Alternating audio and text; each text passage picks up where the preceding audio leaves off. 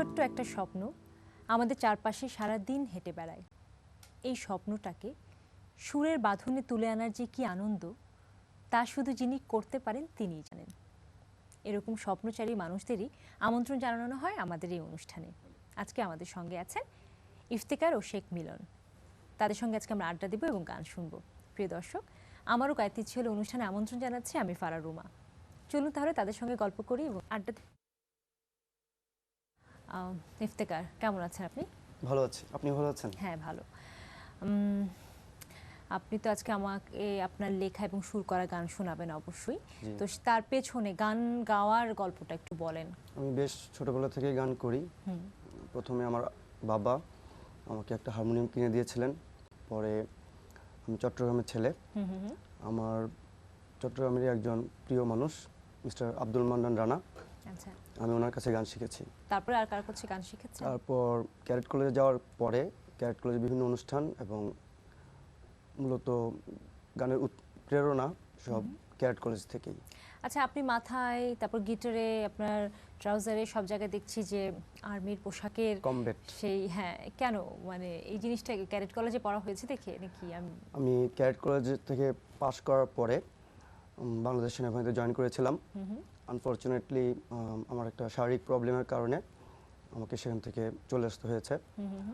কিন্তু আমি বুকে সবসময় আর্মির যে চেতনা, বাংলাদেশ সেনাবাহিনীর যে চেতনা, সেটাকে সবসময় ধারণ করার চেষ্টা করি। আর ফ্যামিলিতে কেউ গান করে আপনার? আমার মা এবং খালাম্মা গান করতেন, প্রফেশনাল না। আচ্ছা, তাহলে চলুন আপনার একটা গান শুনি যেটা আপনার লেখা এবং সুর করা।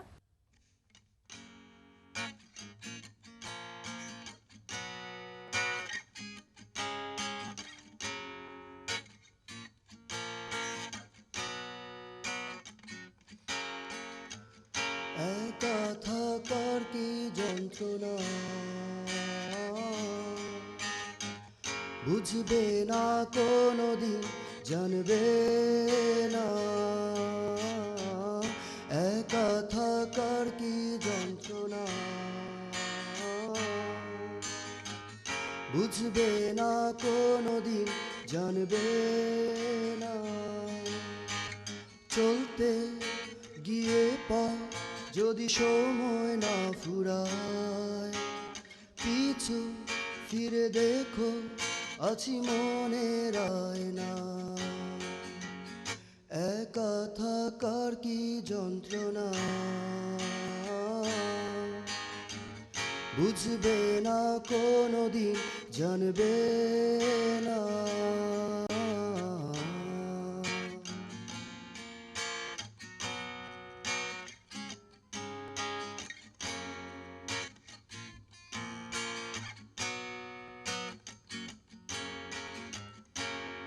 অভিমান করিনি, ভুলে যাবে ভাবিনি। অভিমান করিনি, ভুলে যাবে ভাবিনি। আধা যদি নামে ওই মনের আঙিনায়, খুলে যেন দিও তুমি বন্ধ দুয়ার। একা থাকার কি যন্ত্রণা বুঝবে না কোনোদিন, জানবে না। একা থাকার কি যন্ত্রণা বুঝবে না কোনোদিন, জানবে না। চলতে গিয়ে পথ যদি সময় না ফুরায়, পিছু ফিরে দেখো আছি মনের আয়না। চলতে গিয়ে পথ যদি সময় না ফুরায়, পিছু ফিরে দেখো আছি মনের আয়না। আপনি যখন অনেক একা ছিলেন তখন গানটা লিখেছেন? আমার চাকরি জীবনের এক সময় আমি বান্দরবন রুমাতে চাকরি করেছি। ওই সময় ক্যাম্পে থাকার সময় আমার একাকিত্ব খুব বোধ হতো, অনুভব হতো। সেখান থেকেই আমি গানটা করেছি। গিটারটা কবে শেখা হয়েছে? গিটার আমি শিখেছি আমার এসএসসি পাস করার পরে। আমি যখন ক্যারেট কলেজ থেকে ছুটিতে যেতাম তখন টুকটাক করে শিখছি আর কি, এখনো শিখছি। গান লেখা এবং সুর করাটা কবে থেকে শুরু করেছেন? ক্যারেট কলেজ থেকেই। আচ্ছা, আপনার গানের অনুপ্রেরণা কে? আমার গানের অনুপ্রেরণা আমার বাবা। বাবা? জি। বাবা গান গাইতেন? বাবা গান না, কিন্তু উনি গান লিখেন। গান লেখেন বাবা? আচ্ছা, বাবার লেখা গান গাওয়া হয়েছে নাকি কখনো? হয়েছে। হয়েছে। জি। আজকে যে গানটা শুনলাম সেটা তো নিজের লেখা? নিজের লেখা। আচ্ছা, বাবার লেখা গান সম্পর্কে আবার আমরা গল্প করব। ইনশাআল্লাহ। আমাদের আরেকটা গেস্ট আছে, আমরা কথা বলি। কেমন আছেন মিলন? ভালো। আপনি? ভালো। আমি ভালো। কবে থেকে গান গাওয়া শুরু করেছেন? ছোটবেলা থেকেই? হ্যাঁ, গান ছোটবেলা থেকেই করছি। কি গানের উপর তালিম নিয়েছেন? কারো কাছে তো নিশ্চয়ই তালিম নিয়েছেন। হ্যাঁ, আমি উস্তাদ পঙ্কজ কুমার মুখার্জির কাছে শাস্ত্রীয় সঙ্গীতে দীর্ঘদিন তালিম নিয়েছি। আচ্ছা।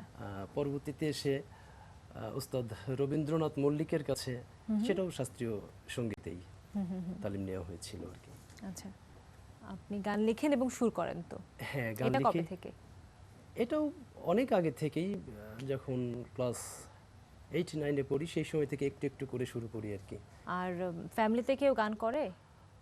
ওইভাবে কেউ করে না, তবে আমার বাবা খুবই ভালো গান করেন। এমনি গান, মানে গান না শিখেই গান করেন? না শিখেই গান করেন। আচ্ছা, চলুন তাহলে আপনার একটা গান শুনি, আপনার লেখা এবং সুর করা।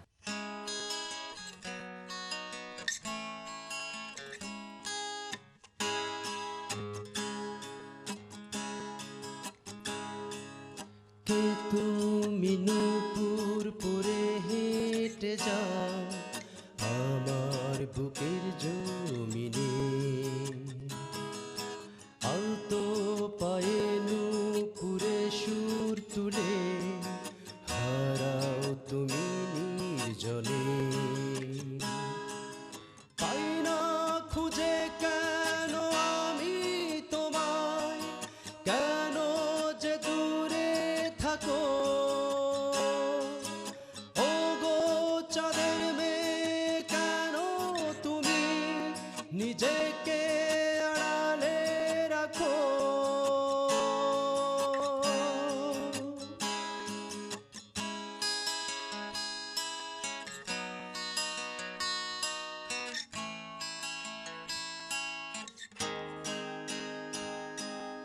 বসন্ত বাতাসে তুমি ভেসে এসে অশান্ত মনটা জুড়াও, মনের জানালাতে তুমি উকি দিয়ে কেন নিজেকে লুকাও।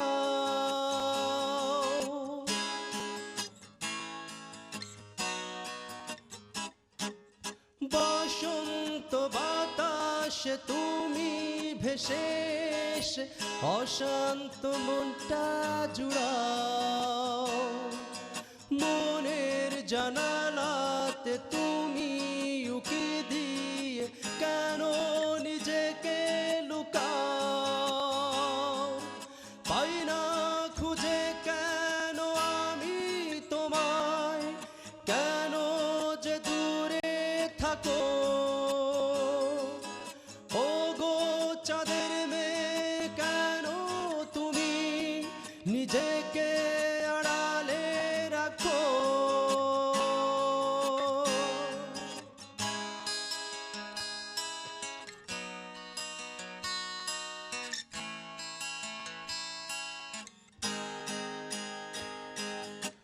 অনেক কথা জমে আছে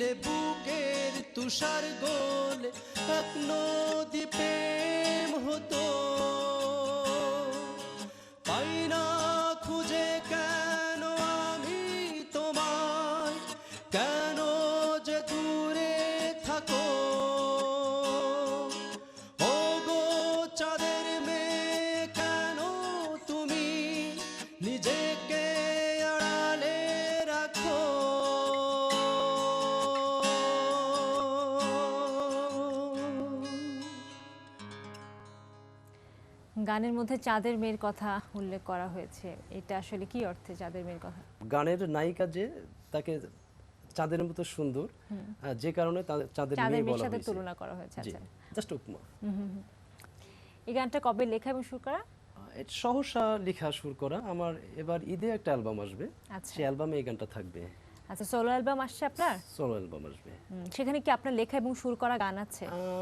10টা গান থাকবে, 10টা আমার লেখা সুর করা। তাই 10টা লেখা সুর করা, যেটা আপনার নিজের সোলো অ্যালবাম। এর আগে আপনার কোনো অ্যালবাম বেরিয়েছে? বাজারে আমার 4টা সোলো অ্যালবাম আছে। আর মিক্সড কোনো অ্যালবামে কাজ করা হয়েছে? হ্যাঁ, মিক্সড অ্যালবাম বাজারে আছে, সেটা একটা আছে ত্রয়ী অ্যালবাম 3 জনের। আচ্ছা, সে সবগুলা গানই আমার লেখা সুর করা, মিউজিক কম্পোজিশন করা। আপনার লেখা সুর করা গান কি অন্য কেউ গেয়েছে? হ্যাঁ, অ্যান্ড্রু কিশোর গেয়েছে, আচ্ছা, মণি কিশোর গেয়েছে, মহসিন খান গেয়েছে, আমি নিজে তো গেয়েছি। আচ্ছা।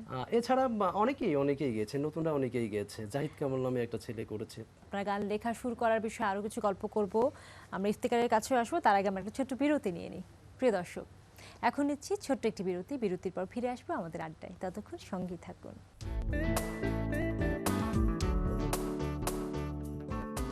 প্রিয় দর্শক, বিরতির পর ফিরে এলাম আমাদের আড্ডায়। আচ্ছা ইফতেখার, আমরা বিরতির আগে মিলনের কথা শুনেছিলাম যে তার 4টা সোলো অ্যালবাম বেরিয়েছে, আরও আগামীতে বের হচ্ছে। তো এরকম আপনার কোনো অ্যালবামের বিষয় আছে কিনা? আমার এখনো কোনো অ্যালবাম বের হয়নি, আমি একটা সল অ্যালবামের কাজ করছি। আচ্ছা, আমার 2টা অডিও রেকর্ডিং হয়ে গেছে। আমি প্রথম যে গানটা করেছি ওটার অডিও সেটা কি আপনার লেখা সুর করা? নিজের লেখা শুরু করা। ওকে, আপনি যে গান লেখেন এবং সুর করেন, সেটা বিষয় সাধারণত কি হয়ে থাকে? আমি মূলত বিরহ নিয়ে সুর করার কথা লেখা এবং সুর করার চেষ্টা করি এখন একটা গান শুনবো, সেই গানটা কি বিরহ নিয়ে লেখা? অনেকটা। আচ্ছা, চলেন শুনি।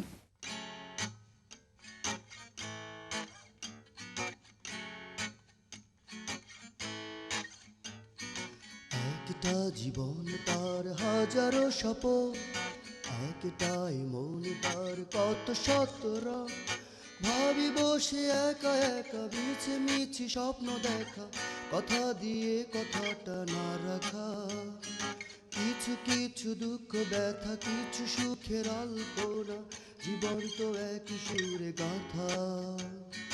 ভাবি বসে একা একা মিছি মিছি স্বপ্ন দেখা, কথা দিয়ে কথাটা না রাখা। কিছু কিছু দুঃখ ব্যথা, কিছু সুখের আলপনা, জীবন তো একই সুরে গাথা।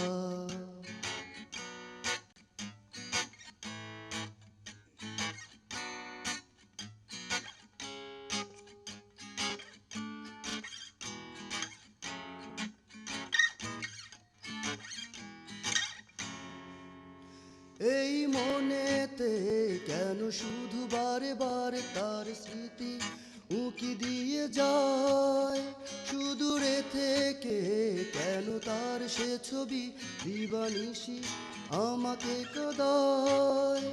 এই মনেতে কেন শুধু বারে বারে তার স্মৃতি উঁকি দিয়ে যায়, সুদূরে থেকে কেন তার সে ছবি দিবানিশি আমাকে কাঁদায়। এতটা আপন করে চেয়েছি যাকে, পেয়েছি কষ্ট শুধু পাইনি তাকে। এই মনে কি যে ছিল বুঝবে না কোনো দিনও, হৃদয় ভরা যার অভিমান। আমার এই ভালোবাসা দুঃস্বপ্ন হয়ে কাঁদিয়ে যাবে সারা জীবন। একটা জীবন তার হাজারো স্বপন, একটাই মন তার কত শত রং। ভাবি বসে একা একা মিছে মিছি স্বপ্ন দেখা, কথা দিয়ে কথাটা না রাখা। কিছু কিছু দুঃখ ব্যথা, কিছু সুখের আলপনা, জীবন তো একই সুরে গাথা।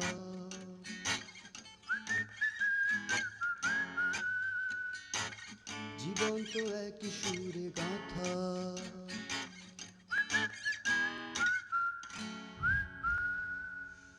এই গানটার পেছনে কি কোনো বিশেষত্ব আছে? আমি যখন কিশোর বয়স তখন একটি মেয়ের প্রেমে পড়েছিলাম, কিন্তু তাকে আমি জানাতে পারিনি কখনো। এবং তাকে নিয়ে এই গানটা লেখা। আচ্ছা, তো গানটা কি সে শুনতে পেয়েছিল? তখন সম্ভব হয়নি, ইনশাল্লাহ এখন সে শুনতে পাবে। শুনতে পাবে। আর আপনি গান সাধারণত কাদের গান শুনেন? আমি বাচ্চু ভাইকে খুব পছন্দ করি, ওনার গান আমার খুব ভালো লাগে। এছাড়া জেমস ভাইকেও খুব পছন্দ করি। গান নিয়ে কোনো পরিকল্পনা আছে? আপাতত আমি আমার সলো অ্যালবামে কাজ শুরু করেছি। এরপরে আমি একজন শিল্পী হিসেবে প্রতিষ্ঠা পেতে চাই আশা করি আপনার অ্যালবামটা বা আগামীতে যেটা বের হবে ভালোই বের হবে ইনশাল্লাহ। আচ্ছা মিলন, একই বিষয় একটু জিজ্ঞেস করি, গানের পরিকল্পনাটা গানটাই করে যেতে চাই, গানের বাইরে অন্য মানে কিছু গানের বাইরে অন্য কিছু করতে চাই না। বাইরে অন্য কিছু করতে চাই না, পরিকল্পনাটা এটাই। হ্যাঁ, এটাই। তার মানে আগামীতে আপনি প্রফেশন হিসেবে নিতে চান আপনার গানটাকে? তেমনটাই এখনো স্বপ্ন দেখছি আর কি। আচ্ছা, আপনার তো অনেক মানে অলরেডি স্বপ্ন অনেকখানি পূরণ হয়েছে, অনেকে অ্যালবাম বের করা পর্যন্ত একটা স্বপ্ন থাকে, অনেকগুলো অ্যালবাম বেরিয়ে গিয়েছে, জি। সামনে অ্যালবাম বের হবে, তো পরিকল্পনাটা অনেক দূর এগিয়েছে, আরও সামনে আরও অনেক পরিকল্পনা আছে। সেক্ষেত্রে আপনি কিভাবে প্রিপারেশন নিচ্ছেন? মানে আপনি কি গানের চর্চাটা রেগুলার মেনটেন করছেন? হ্যাঁ, প্রথম কথা আমি আমার দিনের শুরু হয় আসলে আমার চর্চা দিয়ে। আমিও তাই মনে করি যে গানের পরিকল্পনা যদি সুদূর প্রসারী হয়, জি। অনেক দূর, এবং গান নিয়ে সব পরিকল্পনা হয়, তো ব্যস্ততা রেওয়াজেও থাকতে হবে। থাকতে হবে, প্রথম কথা আর কি। হ্যাঁ, আচ্ছা চলুন আপনার আরেকটা গান শুনি।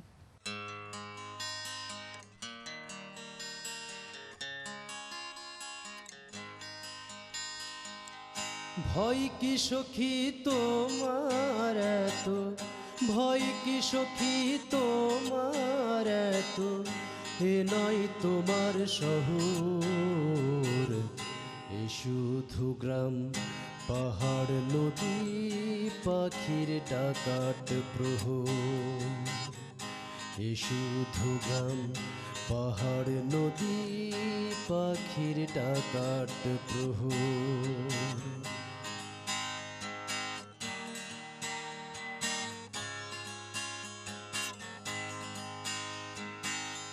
স্বচ্ছ জলে নামতে পারো, করতে পারো স্নান,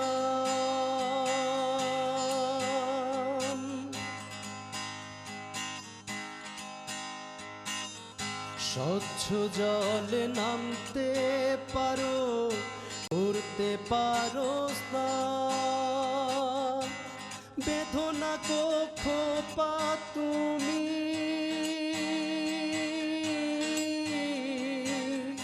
প্রকৃতি হবে যে ম্লান, সেজো মাটির গয়না পরে, সেজো মাটির গয়না পরে, বসবে কবি আসর, এ শুধু গ্রাম পাহাড় নদী পাখির ডাকাত প্রহর, এ শুধু গ্রাম পাহাড় নদী পাখির ডাকাত প্রহর।